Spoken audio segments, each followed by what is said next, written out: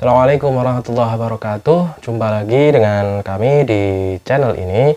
Kita akan lanjutkan pembacaan buku baca-baca kali ini dengan pembacaan buku tipis berjudul Pondok Pesantren Jamsaren Solo dalam historis dan esensinya. Buku ini ditulis oleh Kiai Haji Ali Tarokah pada tahun 1403 atau 1403 Hijriah dan atau bertepatan dengan tahun 1983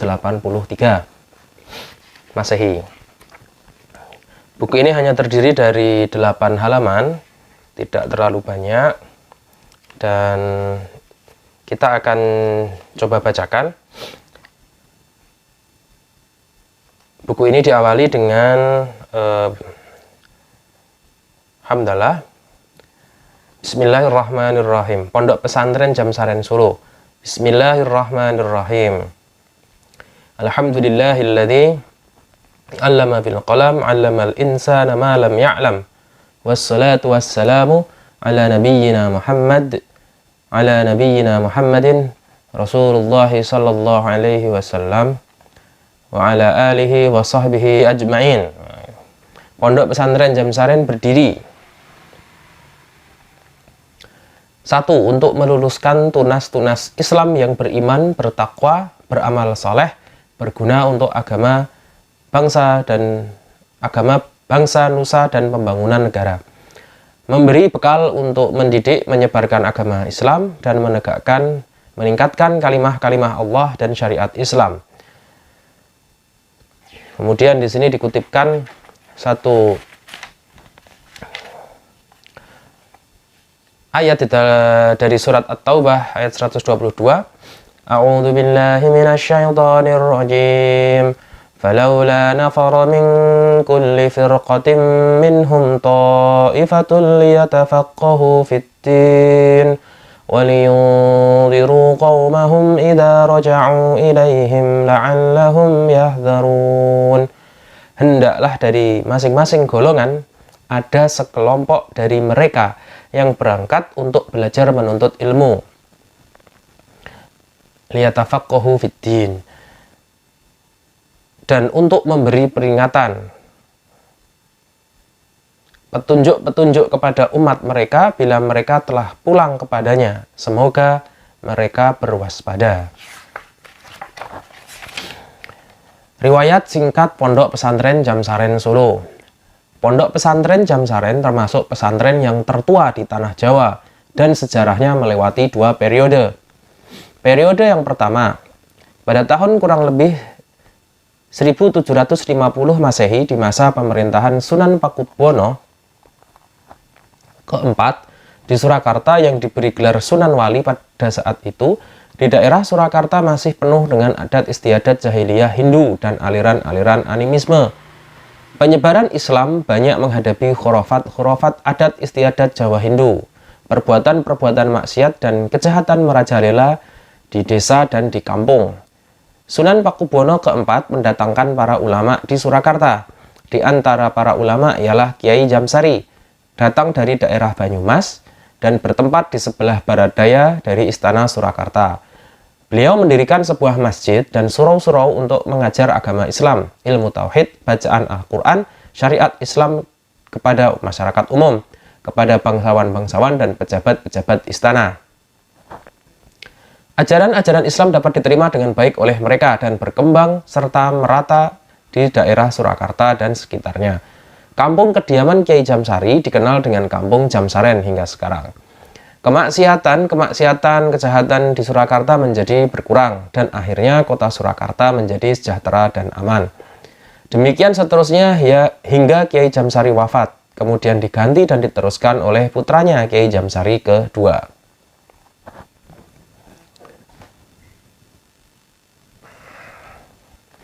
Keadaan masjid, surau atau pondok Jamsaren masih tetap berjalan sebagaimana sedia kala sampai pada tahun 1800 Masehi. Pemerintah Surakarta dikuasai Pakubuwono ke-6 yang diberi gelar dengan Sunan Banguntopo.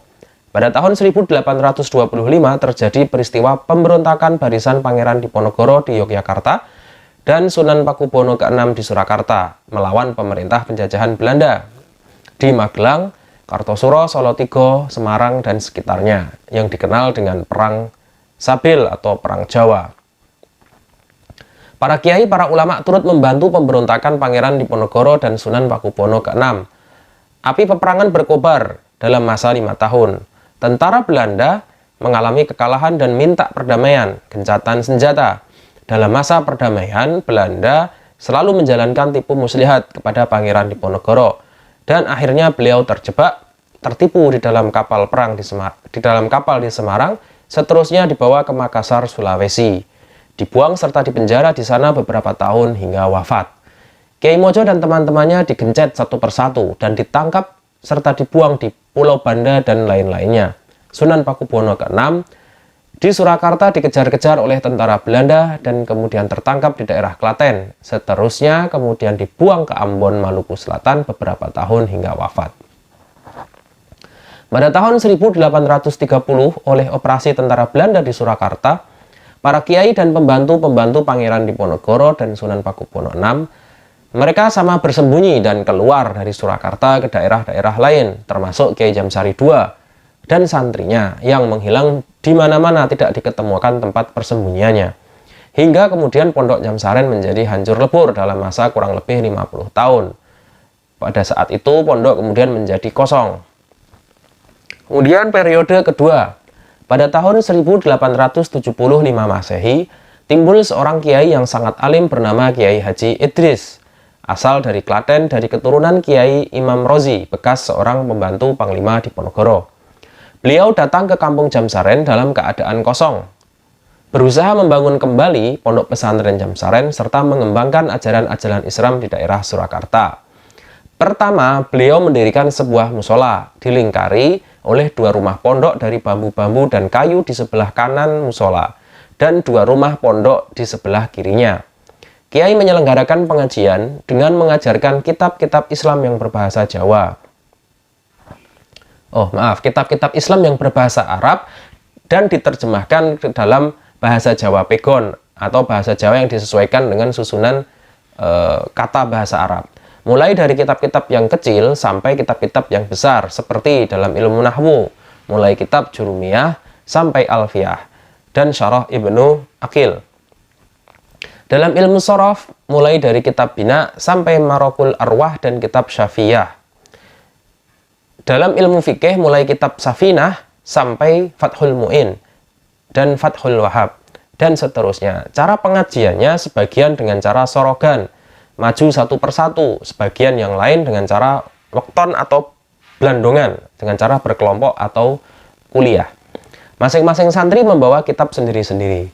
Dalam permulaan, santri-santri penghuni Pondok Jamsaren ratusan, kemudian berkembang sampai ribuan.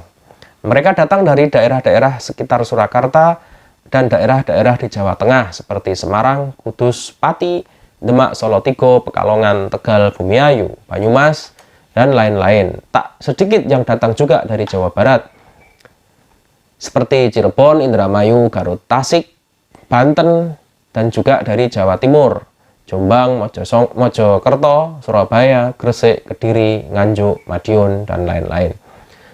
Sebagian mereka juga ada yang datang dari wilayah Sumatera, Malaya, Kalimantan, Sulawesi, hingga Sumbawa. Ilmu-ilmu yang diajarkan oleh kiai antara lain ilmu tajwid dan qiraah, ilmu tafsir, hadis, fikih, usul fikih, nahwu, sorof, balaghah, mantik, tarikh, tasawuf, dan ilmu falak, wasati, dan takdil. Pembantu Kiai Haji Idris dalam mengasuh pesantren adalah 2 orang menantunya, yaitu Kiai Haji Abu Amar dan Kiai Haji Abdul Jalil, dibantu oleh santri-santrinya yang juga ditatar sebagai qori atau calon kiai. Pembantu kiai dalam mengawasi santri-santri dalam pondok dibentuk satu susunan pengurus pondok, bendahara pondok, dan para wali-wali kelompok disebut bestir pondok atau wali santri.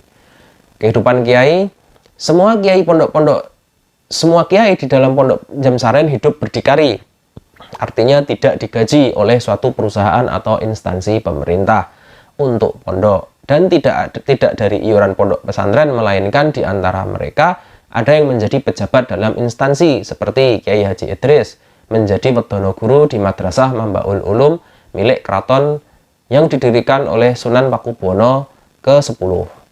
Demikian juga Kiai Abdul Jalil, sedangkan Kiai Haji Abu Amar sebagai pedagang biasa. Kehidupan santri pondok.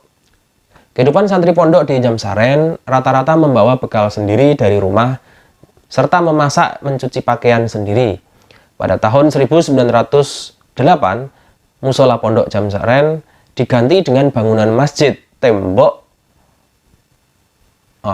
musola pondok pesantren diganti dengan bangunan masjid menjadi dibangun dengan tembok hingga langsung sampai sekarang. Pada tahun 1913, sistem pengajian sorogan diganti dengan sistem kelas. Masing-masing kelas dibimbing oleh seorang qori atau mu'alim.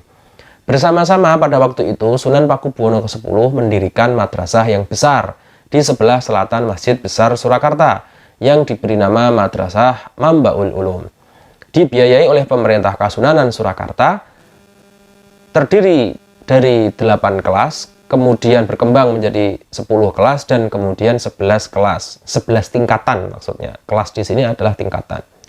Guru-gurunya terdiri dari para ulama Surakarta. Sebagai wedono, kepala gurunya yaitu Kiai Haji Idris atau pengasuh pondok Jamsaren. Maka para santri-santri pondok Jamsaren pada tiap pagi hari berangkat bersekolah ke Madrasah Mambaul Ulum.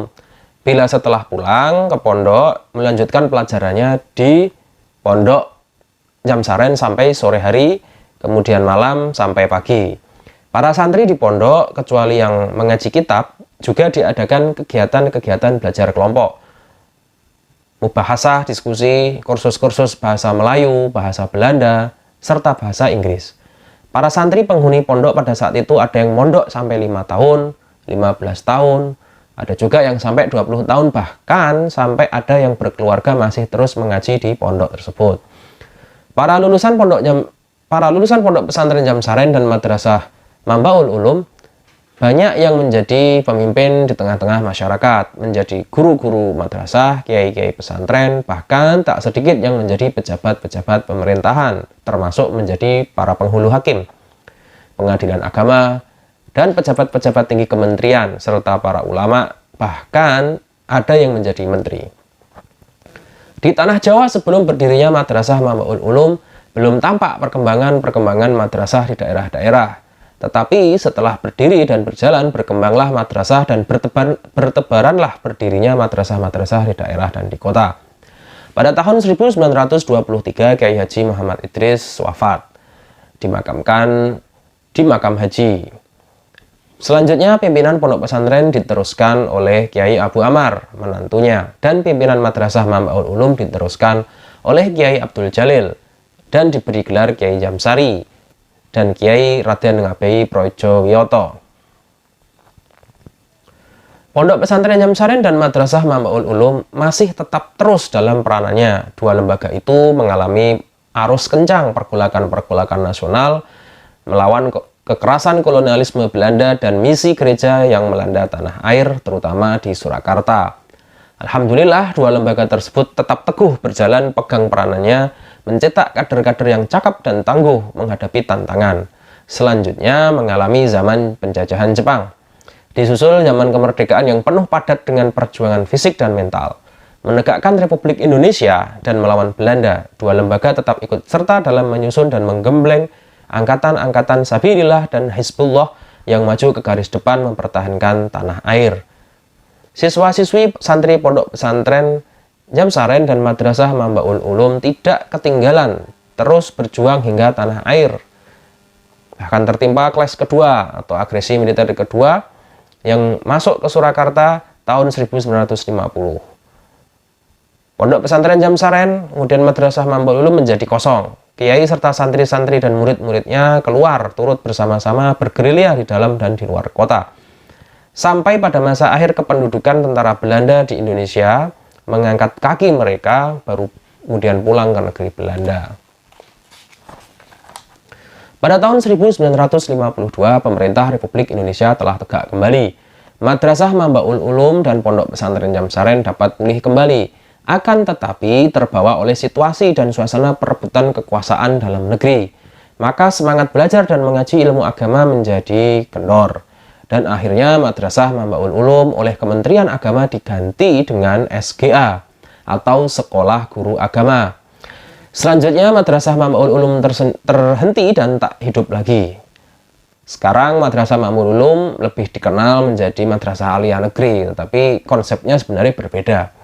Untunglah bagi umat Islam di Surakarta masih ada madrasah swasta yang tetap masih tegak berjalan, yaitu Madrasah Al-Islam Surakarta yang terdiri dari Tsanawiyah dan Aliyah yang didirikan oleh Kiai Haji Imam Ghazali, seorang ulama ahli hadis, alumni pesantren Jamsaren, seorang murid dari Kiai Haji Abu Ammar dalam ilmu hadis.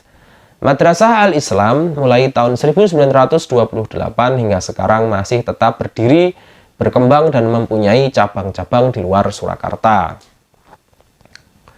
Pada tahun 1965, bulan Agustus, Bapak Kiai Haji Abu Ammar wafat dan kemudian dimakamkan di makam haji.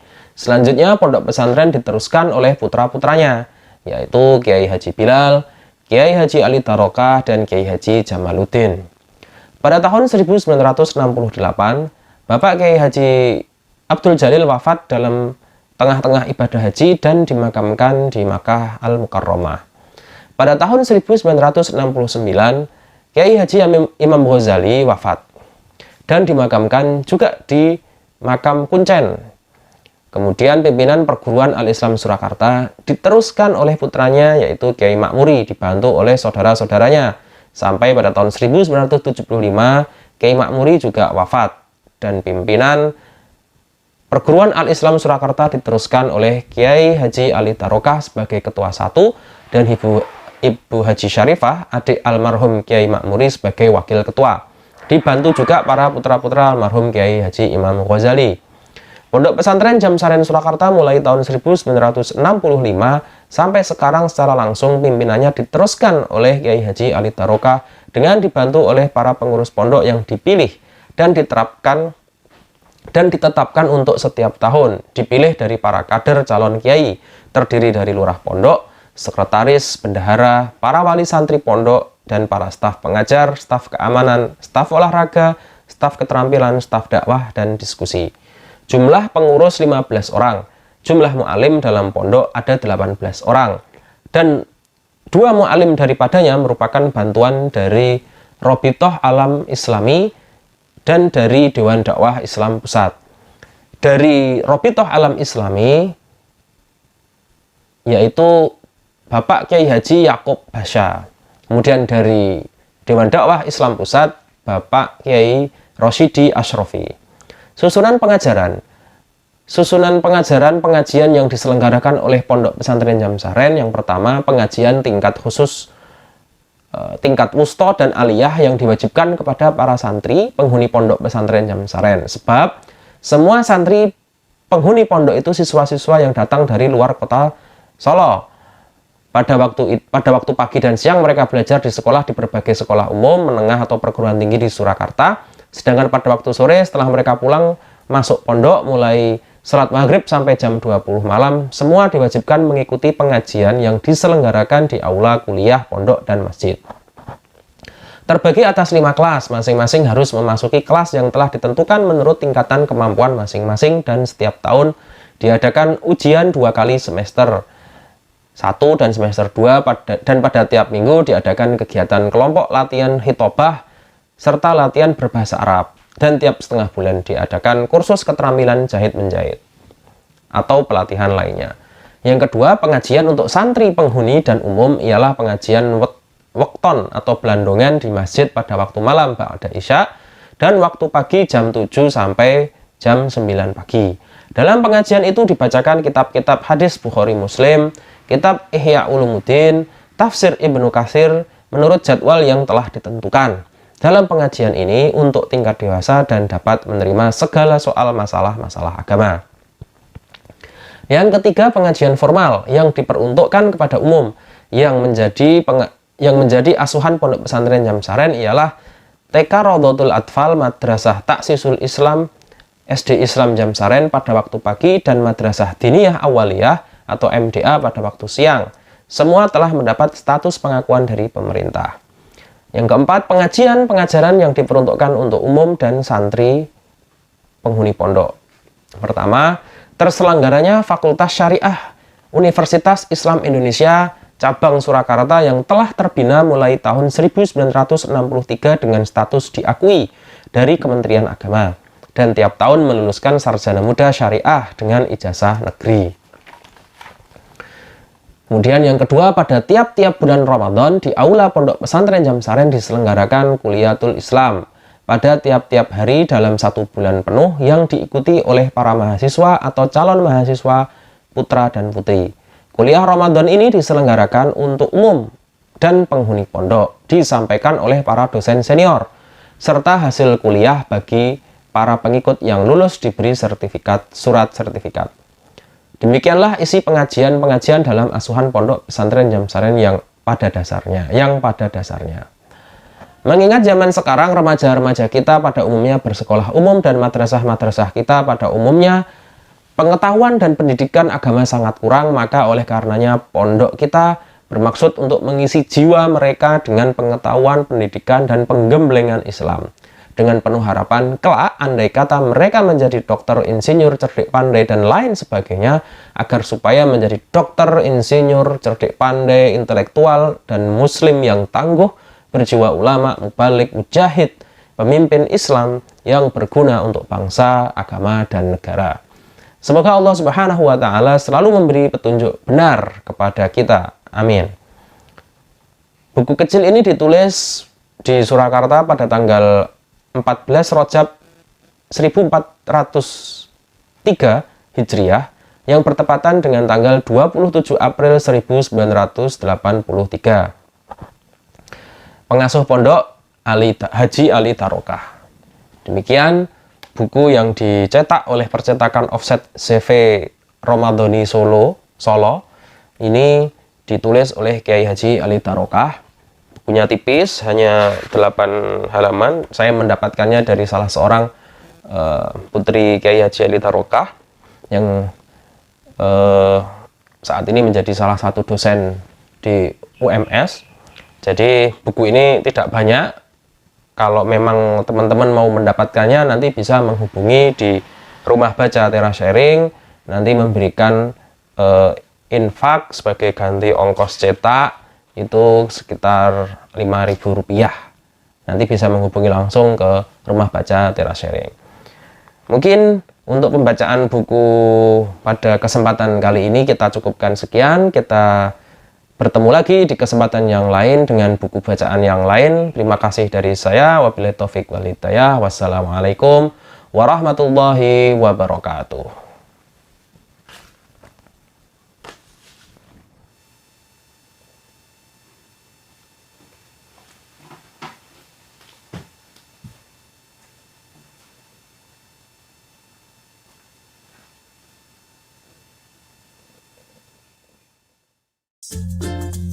Stay tune di channel ini dan jangan lupa subscribe serta nyalakan loncengnya.